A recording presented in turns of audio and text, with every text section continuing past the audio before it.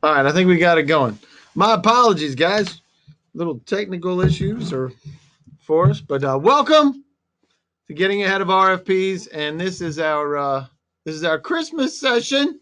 So I'm Dave Lowe. I'm the CEO of ISI Federal, and we're here to help you make your federal business and contracting manageable, profitable, and consistent. And that's why I'm here. And you can check out ISI Federal at isifederal.com, or you can give us a call at 888-9-GET-ISI. That's how you can catch up with us. The other thing we'll talk about a little bit today is Gov Brief, where you are the expert. We research the initiatives and interview you kind of just like this. And we drive the message home to your federal buyers and do the follow-up and schedule meetings for you so that you get remembered and get ahead of the RFP. The other place that you can go is govcontacts.us. All this is under our umbrella, and there's some special reports there for the Veterans NVSBE show that we did last month. And if you're interested in doing work with the VA, that's the best place to go. The other thing is if you have a GSA schedule, you need to check out QuickFuse, QuickFuse. QuickFuse, no C in the middle.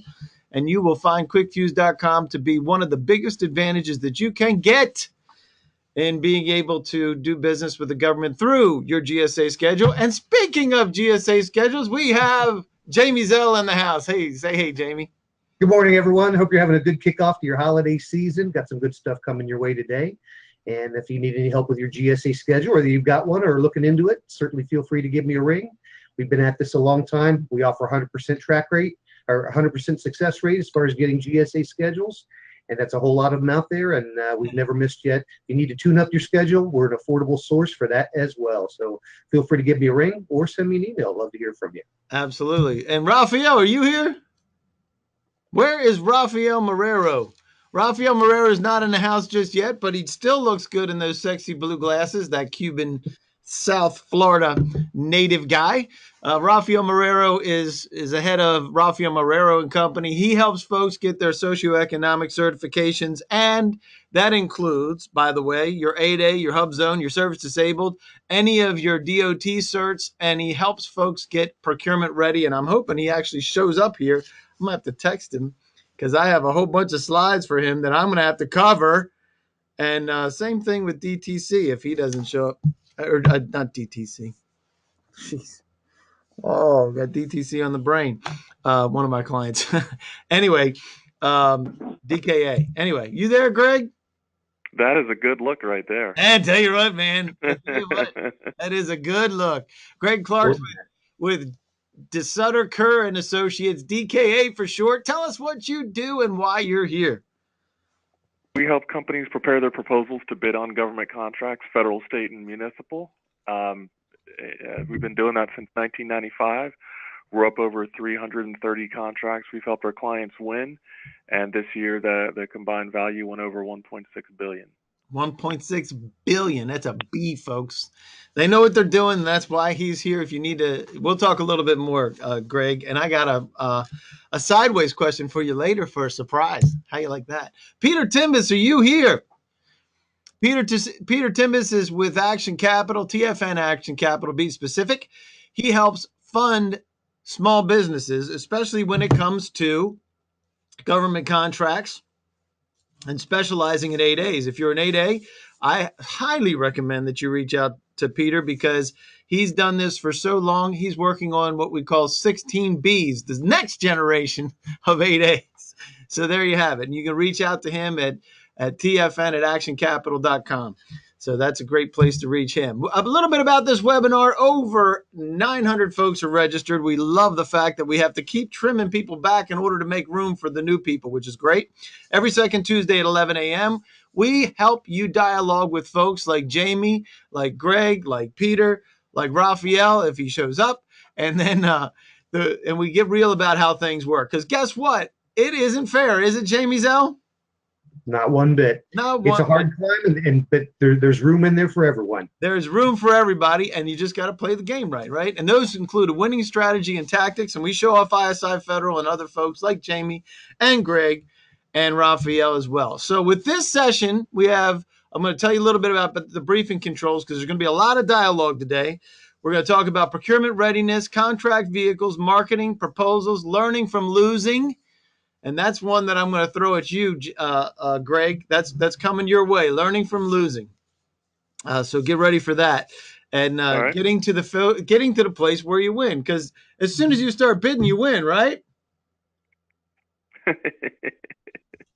Yeah. No, sir. Yeah, no, sir.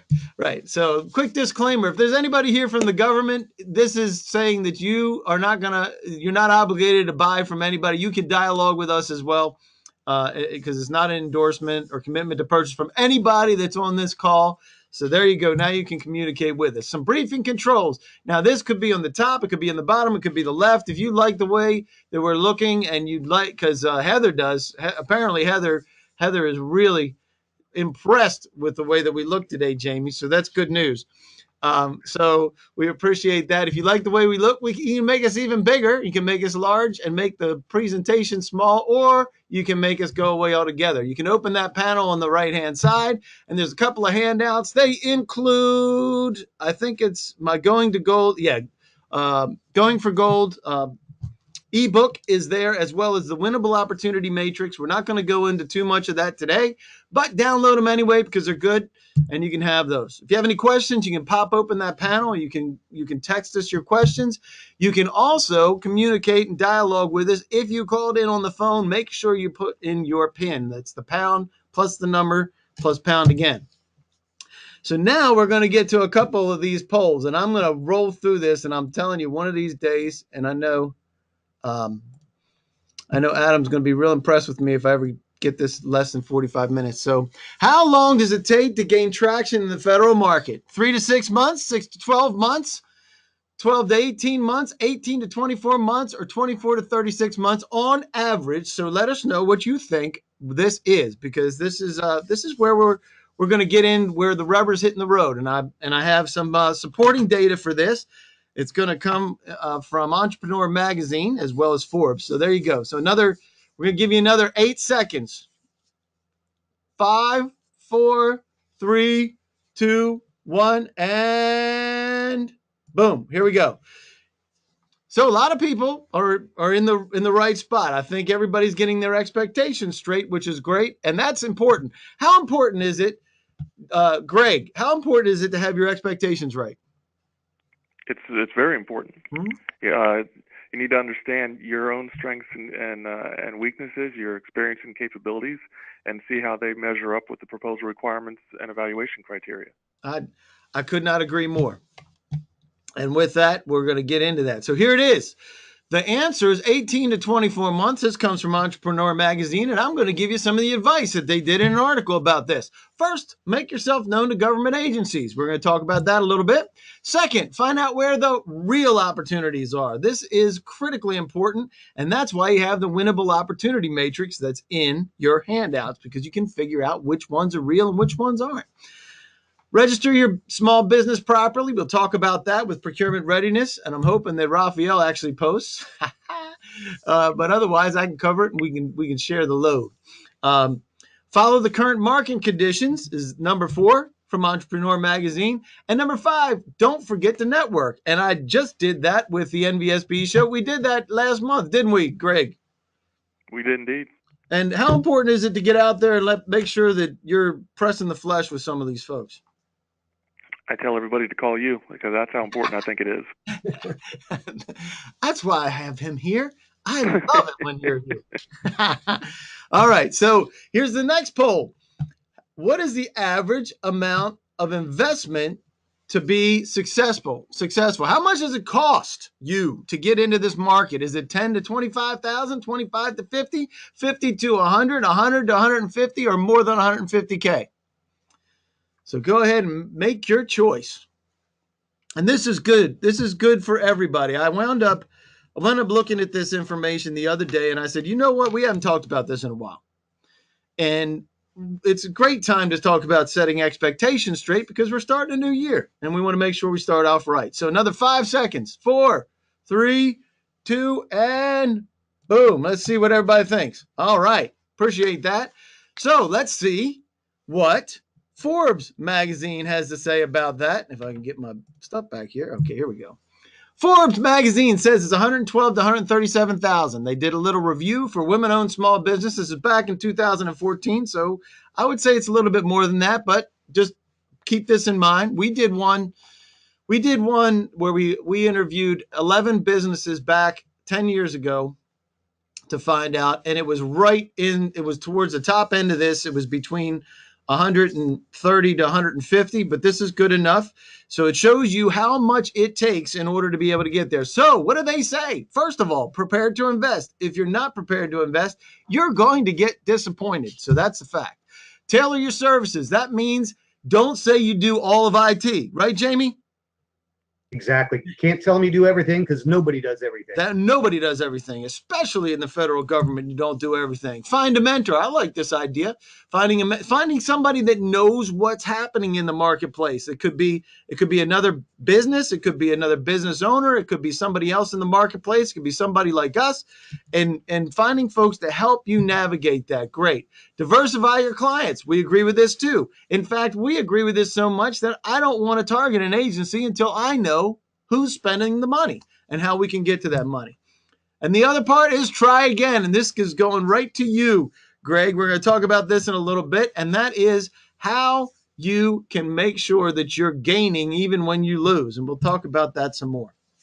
So, is your company properly registered with the government? And this goes with this one. Register your business properly. So often we find out that businesses aren't registered. And normally I'm going to turn this over to Raphael, but he is not here today for some reason.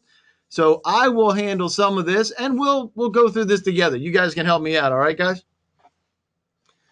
All right. So, and anybody else that's on the line that wants to help with registration, we'll talk about that as well.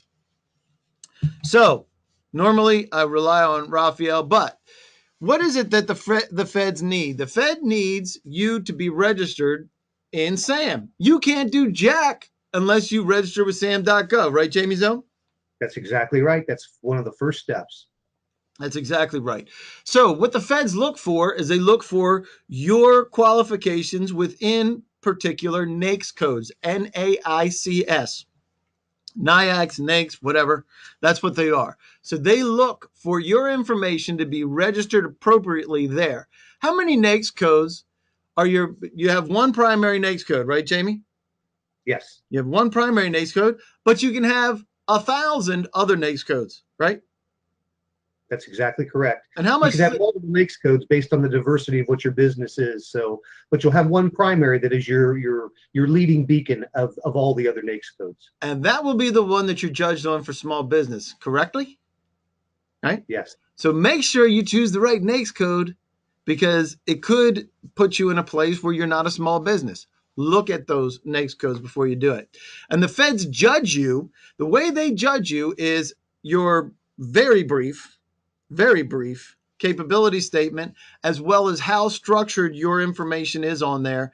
And this is as far as your procurement readiness is concerned. They're going to judge you in other ways after you get in front of them. But if you're looking at your SAM record, make sure it's right. Make sure it's concise. Make sure all the check boxes are checked the way they need to be.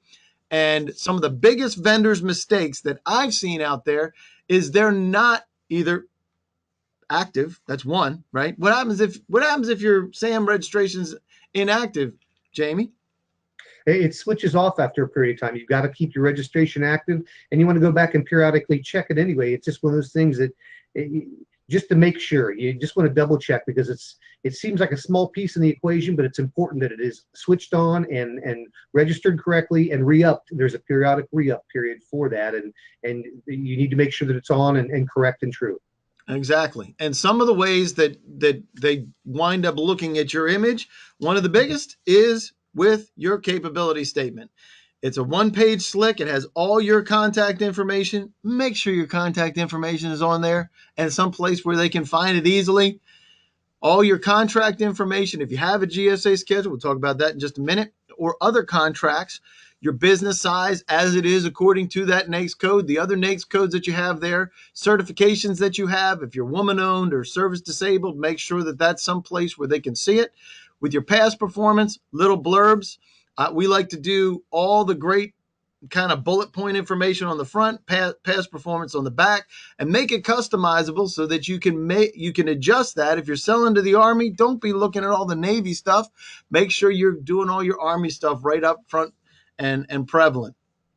And it has to and make sure that you're describing what you're doing in your core capabilities.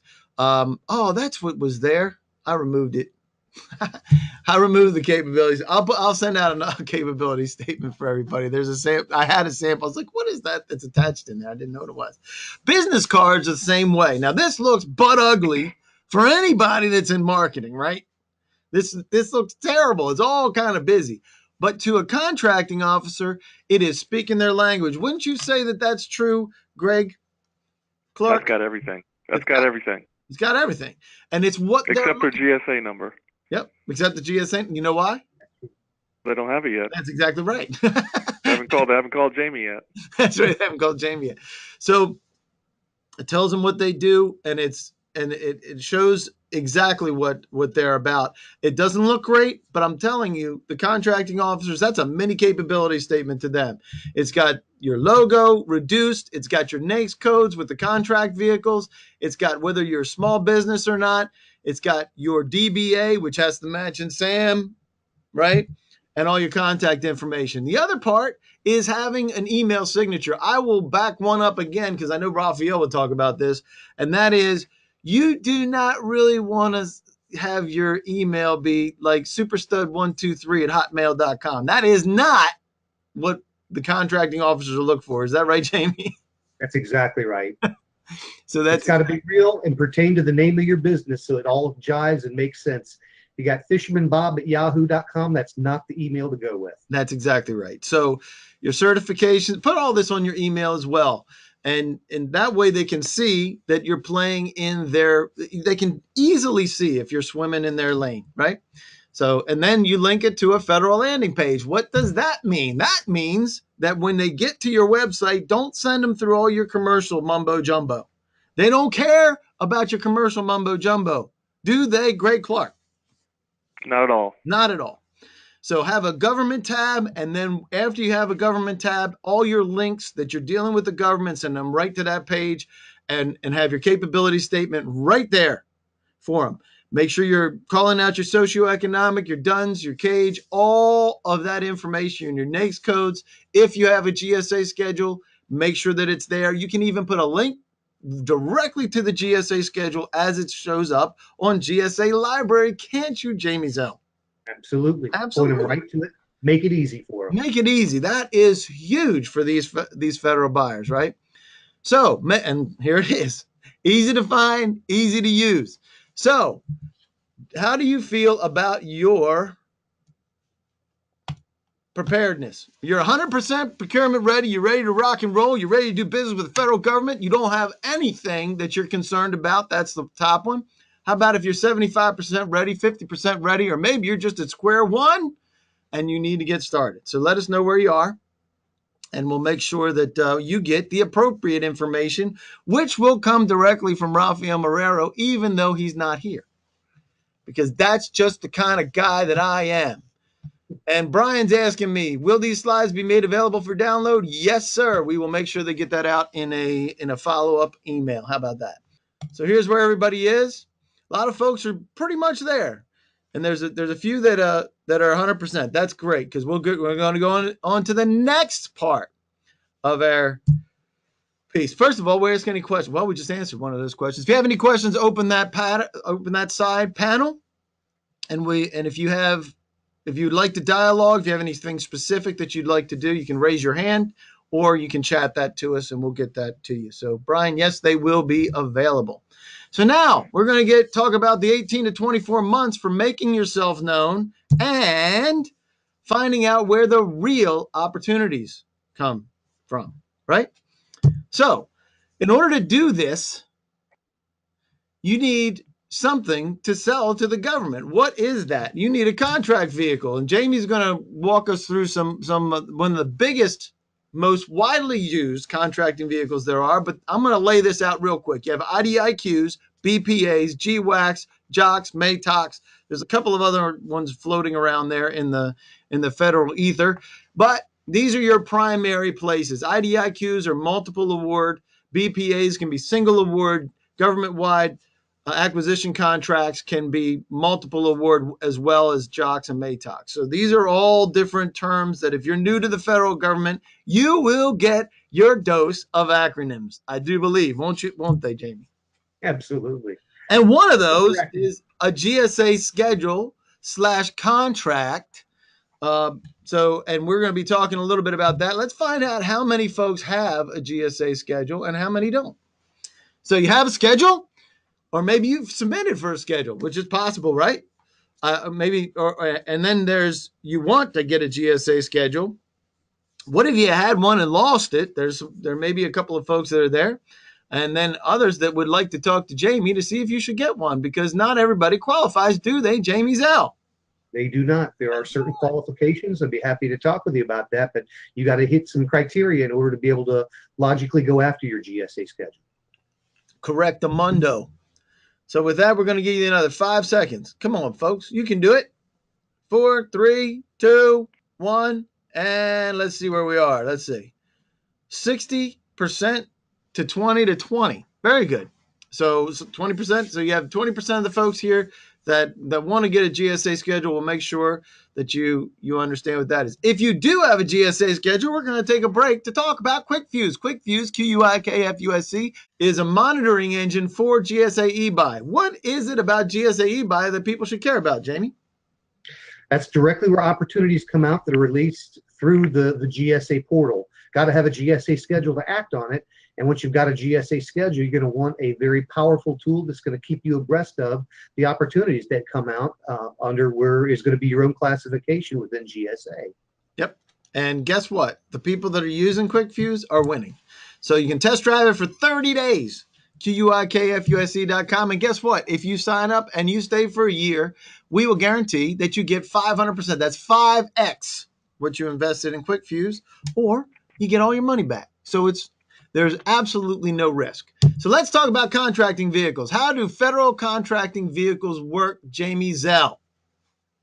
Well, contracting vehicles are a way to streamline the acquisition of what the United States federal government purchases. They like purchasing vehicles because it allows them to make sure they're dotting their I's and crossing their T's and following a thing called the Federal Acquisition Regulation, or the FAR, and they got to follow the rule book. There's all kinds of rules in the federal government, and they got to follow them too. So when they work with clients that have a purchasing vehicle, that allows them to stay within the confines of what they need to do and still satisfy the needs of their end users. This is coming from a buyer's perspective. GSA schedules are the most common purchasing vehicle. It's in fact an IDIQ of a sort, because you get a GSA contract, if you will. The initial term life cycle is 5 years. And during that time frame, if you don't work it, you won't get any business. But if you're working the schedule and getting yourself out there, you'll win business with your GSA schedule in your particular field. Yep. What it takes to get a GSA schedule, there's a build process, and this is where we help our clients, and that is we build what is a 3-component piece to a GSA schedule.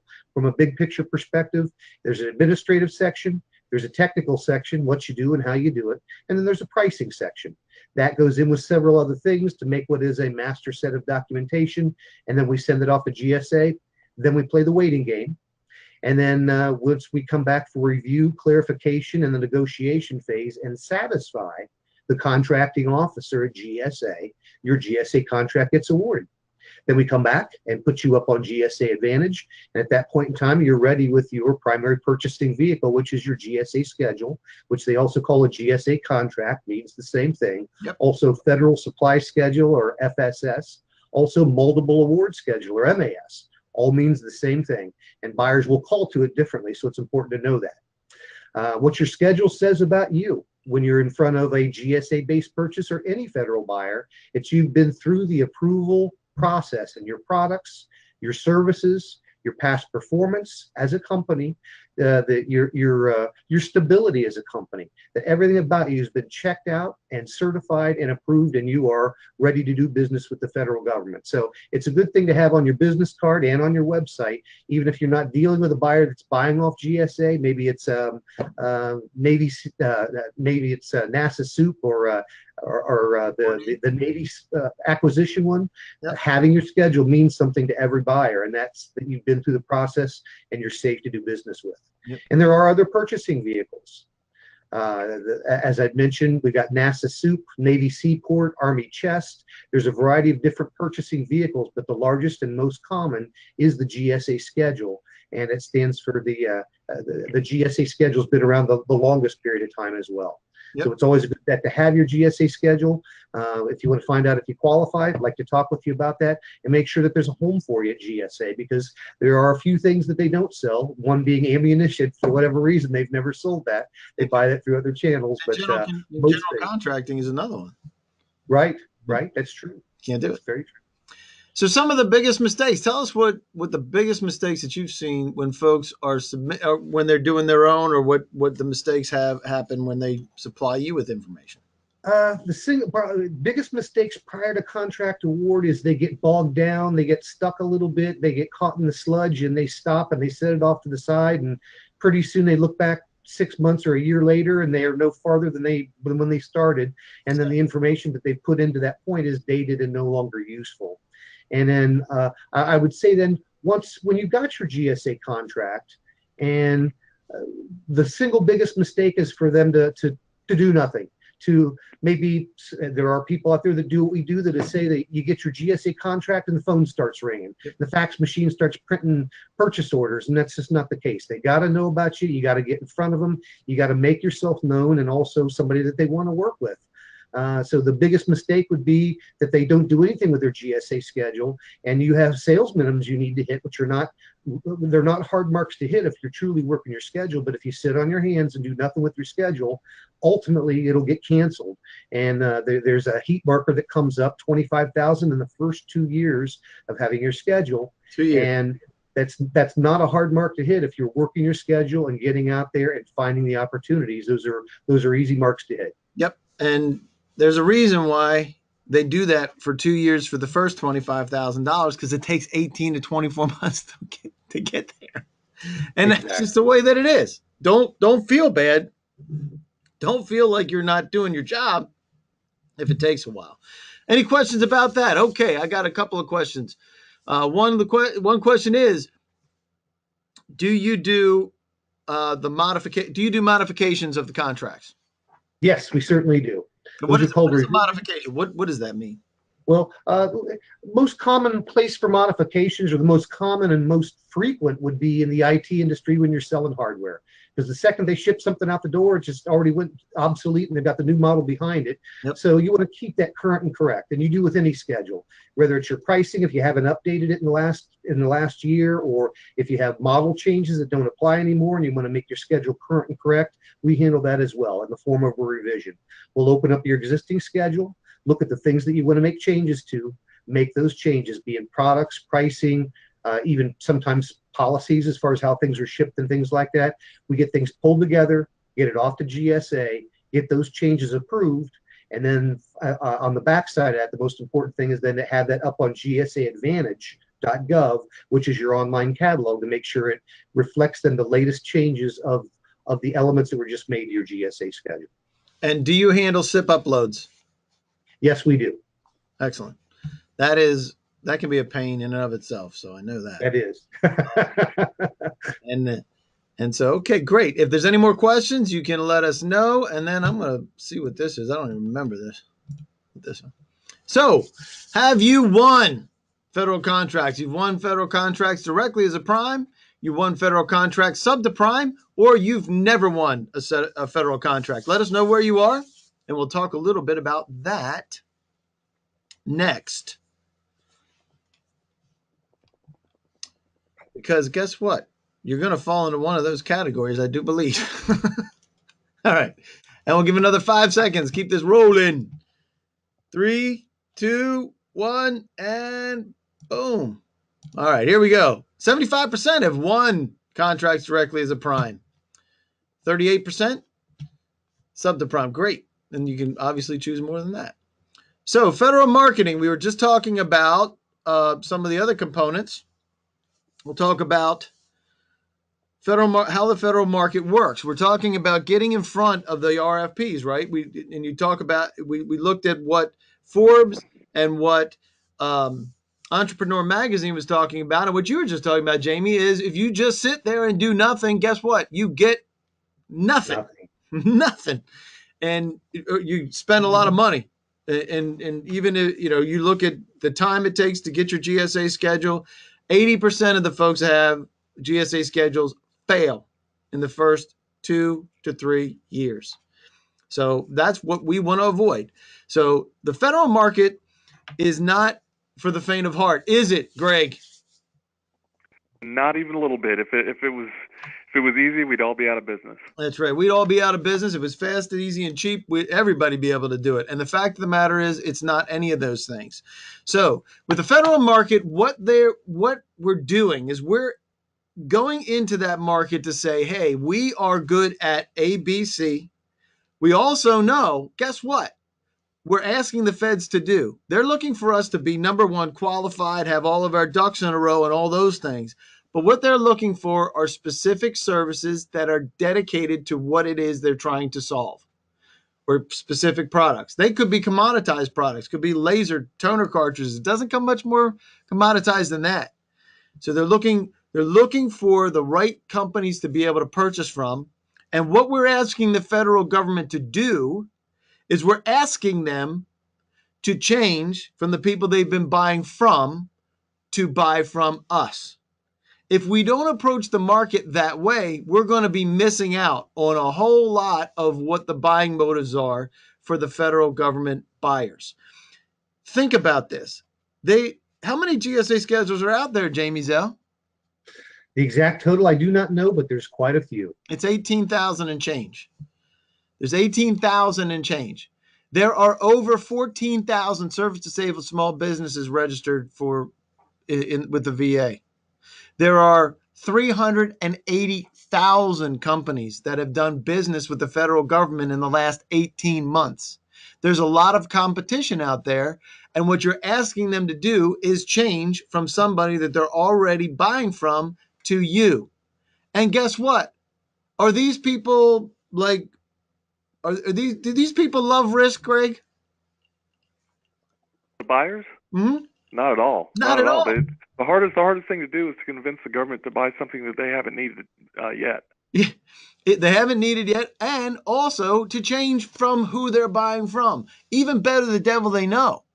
It's a lot easier to keep doing the same thing. Exactly. They already know the paperwork. They already have relationships. So what we're asking them to do is change from somebody that they're using regularly to somebody they've never used before, which is you or me.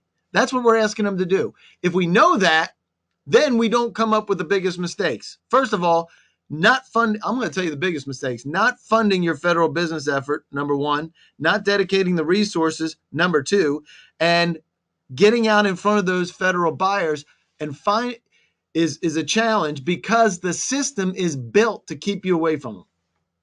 One of the biggest mistakes that you can possibly have is to follow the recipe that they give for you. Not saying that you should ignore everything. You should do the small business events and things like that.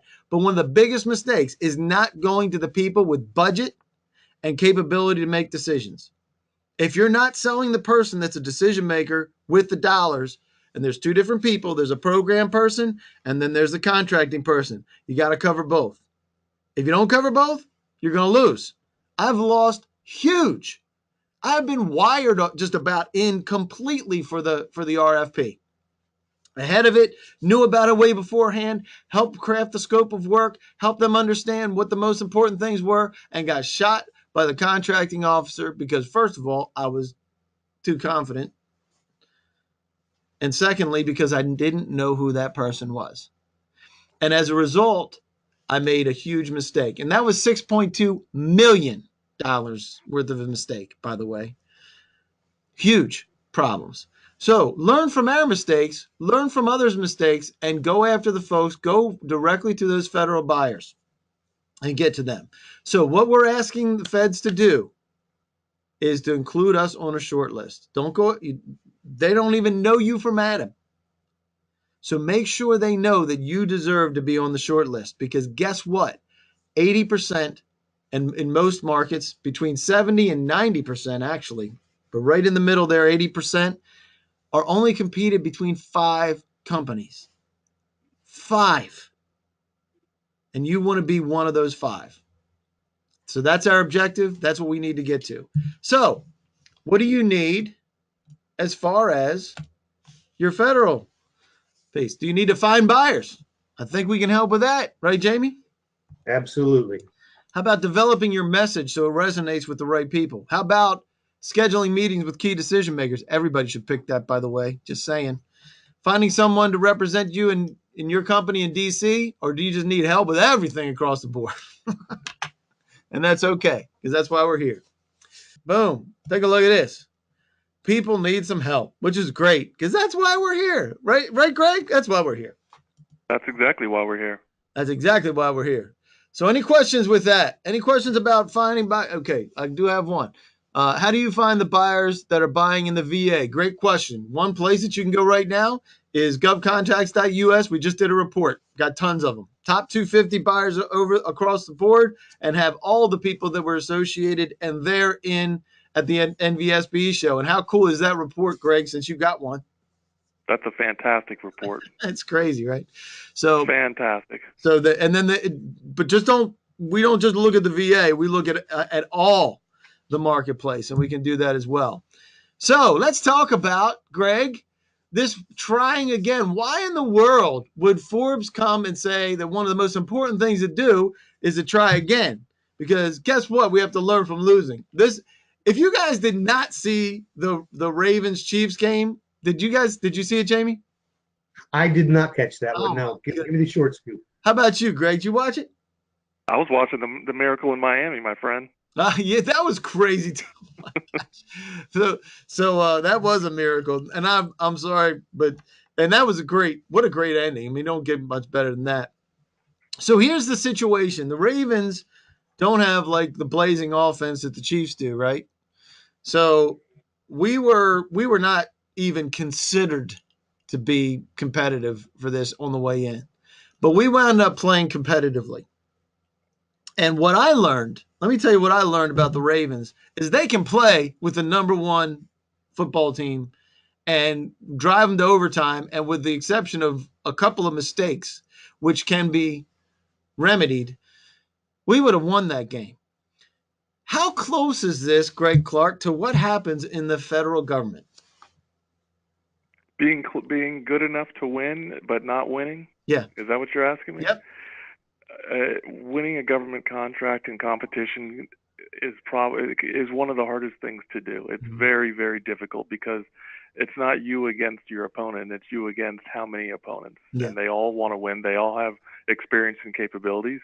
And trying to respond to a solicitation better than everybody else does is very difficult to do. And then when you don't win, does that mean you're out of the game completely? For that opportunity? For that opportunity. Yeah, Not absolutely. necessarily. You're out of that opportunity unless you protest. But let's just say Right. you lose, and you lost, but you played a good game. And the reason I'm asking this is that we had several different situations like this where we showed really strong, a lot stronger than they anticipated us to show. And as a result of that, we got looks and got on the short list of the next opportunity. Right. So that's why I'm setting it up that way. So tell us about RFP responses. Why do you have to even respond to an RFP? Because you want to win the contract. That's right. So how do you find good ones? Well, there's a lot of different ways to do it. FedBizOps is .gov. FBO.gov is where the lion's share of them are advertised. Jamie will tell you can find a lot of them on eBuy as well. Talking to people, going to conferences, just being part of the conversation, being in the conversation. you find that's where you find out about things, or maybe you bid on it 5 years prior, and you know that it's coming back out because it was a 5-year contract. So there's a large variety of things, ways that you can make yourself aware of those things. Absolutely. So what do you mean by get to know bid quick? Get to know bid quick is determine if you're not going to bid on a contract. If there's something in a solicitation that's going to preclude you from being awarded that contract, then you want to find that as quickly as possible, so you're not spending any more time working on something that you can't win. Exactly. And it's so important because there's a lot of opportunities that are geared to keep you out because they're wired for your competition, right? Yeah, absolutely. Yeah. And you can see it written in either the past performance, what the requirements are in the actual requirements, that you have to have this already in place or this experience in place, a lot of that. So, and what do you mean by give them what they ask for? This is a good one. Well, the solicitations there are proposal requirements. They state what they want you to submit for evaluation, and that's what you submit for evaluation. And if you're giving them other things that they're not asking for, A, it's not an evaluation factor, and B, you're telling them that you don't know how to read their solicitation, or you didn't, or you chose not to read their solicitation. It's exactly, and how fast will they throw you out of the pool? Very fast. Very fast. Boom. And so give them what they ask for. And unless you know that they want you to read between the lines for something, you answer the questions as stated, right? Exactly. Yeah. They tell you what needs to be addressed, and you need to address it as strongly as possible. But they're all facts about your experience and capabilities. That's exactly right. And so when you talk about writing to the reader, it's not necessarily just one person, is it? There's an evaluation team usually. Yeah. And that evaluation team sometimes gets separated into multiple groups, and they don't even see the other one, right? Right. I mean, you're going to have people in the contracting office, and then people in the office that's going to use the end solutions or products or whatever it is they're purchasing. And they're going to judge based on your capabilities, and the other people are going to judge based on your ability to what your contract vehicle provides, right? Correct. And then you have past performance. We lost one a couple of years ago because we didn't reference the past performance back to the what they were asking for. So we knew what they were asking for in the statement of work and the response for the statement of work, but the past performance didn't directly tie. And they said, well, and ultimately it was far more complicated for the past performance, but we didn't tie it back. And guess what? We lost. So those are that was a mistake that we made. I won't say you didn't give them what they asked for. Yeah, I didn't give them what they asked for. Exactly. So some of the biggest mistakes. So tell us what some of the biggest mistakes that you see, Greg. Well, what we talked about was pursuing contracts that you can't win for one reason or another. That's the primary thing. And if you're in that, and not giving them what they asked for, you gotta pursue contracts that you have the experience and capabilities to win and perform successfully. Respond to the solicitation properly, and give it your best shot. And if someone can do it for less, they can have it. That should be your mindset. Yeah, that's right. And that's a great mindset, by the way, because a lot of times we think that they're stupid for not choosing us. When let me go on that a little bit farther, Dave. A lot of companies are like, so how low do we need to be? And that's not the way that we believe a contractor should pursue government contracting. You should determine what's the best price that you would be happy with. If you want the contract just to say you have the contract, then go ahead and buy it for nothing. Yeah. But if you're in the business of, you're done practicing and you're here to make money, then you need to determine what's the lowest price that you would be willing to do it for, and offer that. And if there are people who will offer more, as I said, they can have it. Yeah. And that's good competition. We also see times where people do buy it, right? They need to buy their way in because they don't have the past performance, right? Absolutely, and there is merit to that in some circumstances where if you need to get in, this contract is going to lead to something else, then okay, I understand that. Yep, absolutely. So, another quick poll. What do you need in this instance? Do you need help sifting through the opportunities? Do you need help understanding how to write successful responses? How about help with an upcoming solicitation? How about right now with a solicitation? Call you ASAP. Those will get directly to Greg. And I would add a sixth box of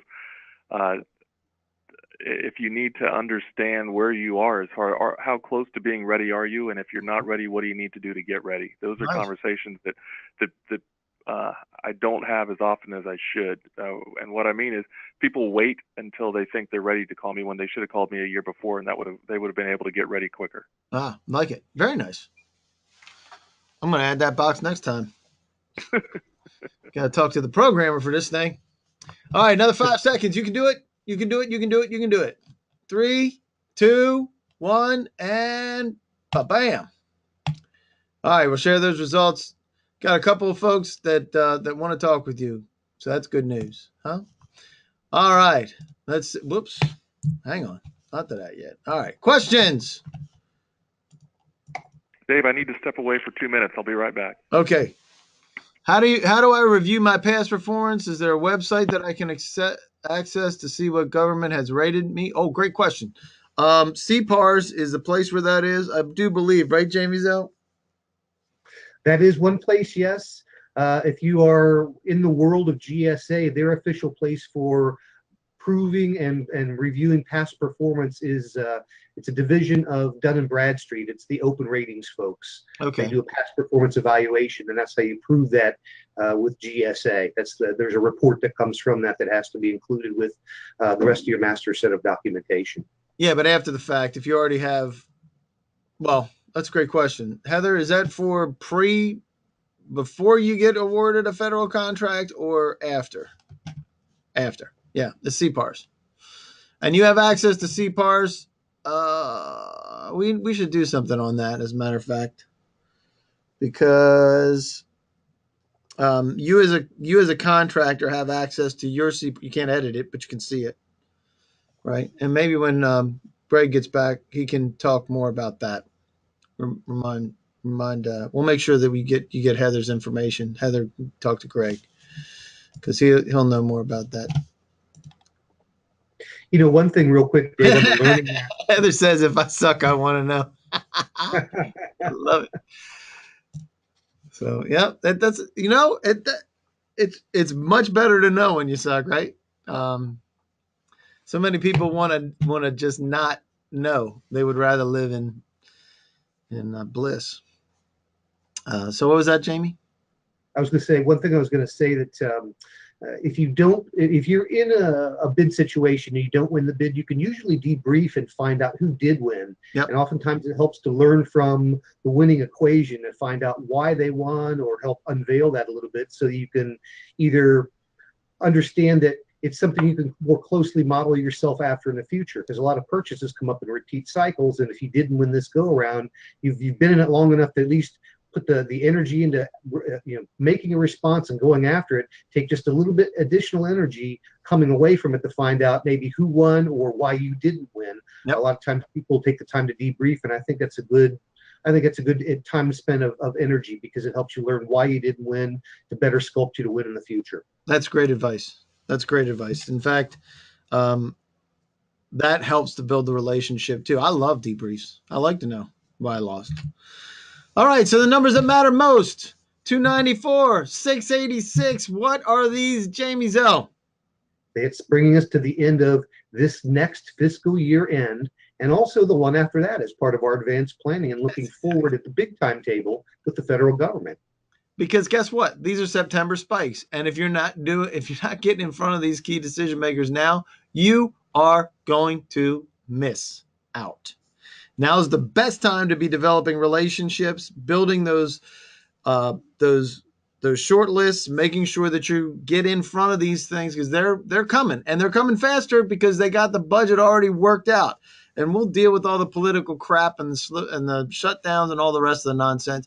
Don't worry about that. They got a lot of money. In fact, this is why we're talking about it right now. 1.19 trillion. That's a T, folks. T. And there's a boatload of money that is going out in just about every single agency. 922 billion in the next 294 days. That is $3.2 billion per day, $133 million per hour, and $2.2 million per minute. That's my kind of minute. That's a heck of a minute. That's a heck of a minute. So if you are not getting in front of the key decision makers, finding out who they are and getting in front of them right now, you will be falling behind your competition again, because your competition is already there.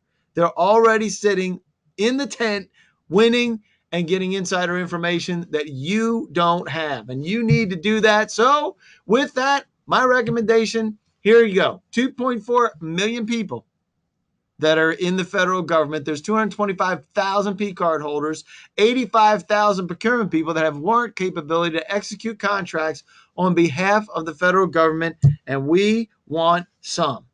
So let's get out there and shake the tree. One of the ways we do that is with GovBrief. If you don't know about GovBrief, we use GovBrief to reach out to the federal buyers. Tomorrow, we already have 37 people registered to come to the ESPC contract that's put on by Patriot LED and Department of Energy. Why does Department of Energy join up with it? Because guess why? Because they need help getting the message out to the federal buyers as well. They didn't think they did until we did one.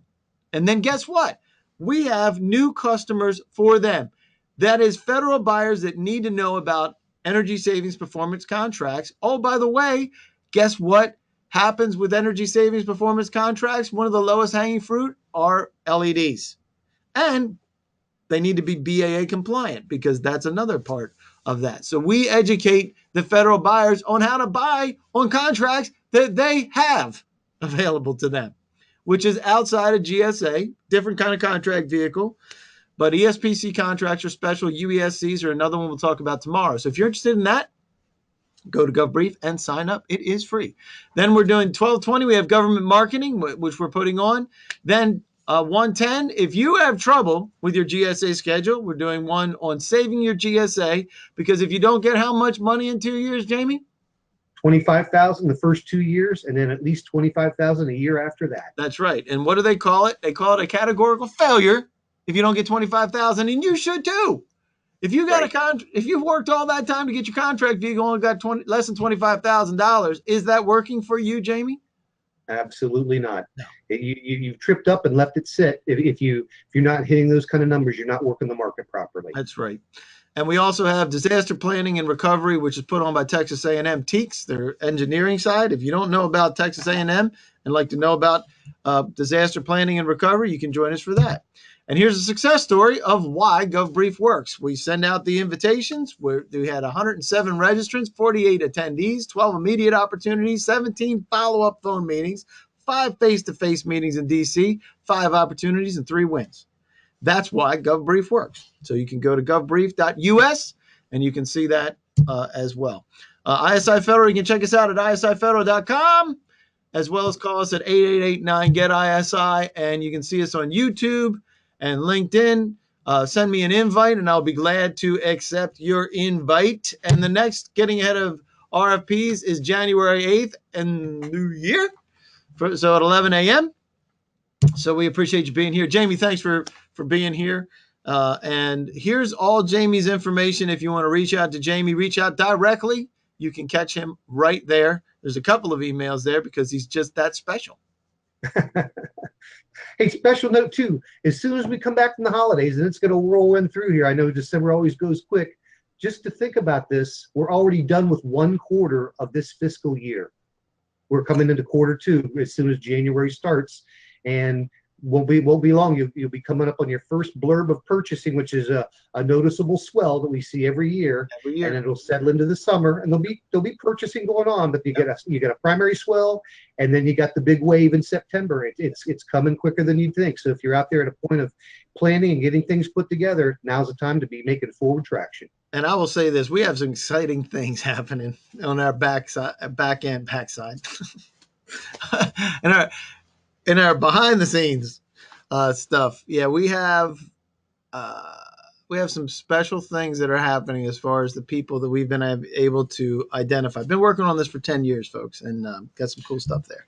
And I will let you reach out to Rafael Marrero, and you can tell him that that even though he didn't show up, you can still reach out to him. If you need a certification, I would absolutely call him. He's one of the best guys, even though he didn't show up. But he is one of the best guys that you will ever meet in working with.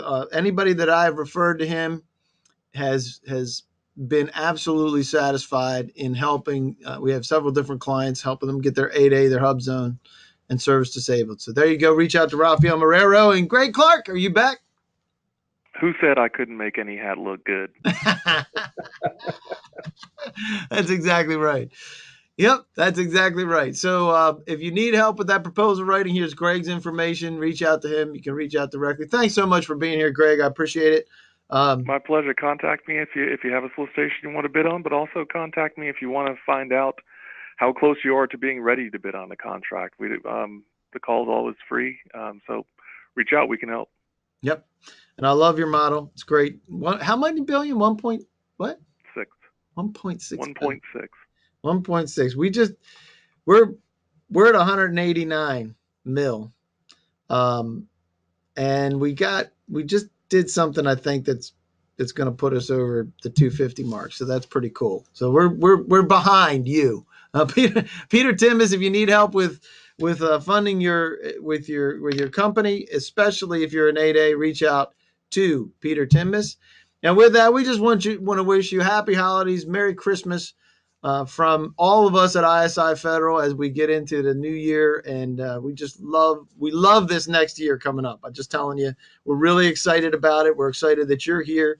We're excited that you decided to jump into it, and that you're here with us today because you could have done a lot of different things, but we appreciate your participation and have a very happy holiday. Thanks, Jamie.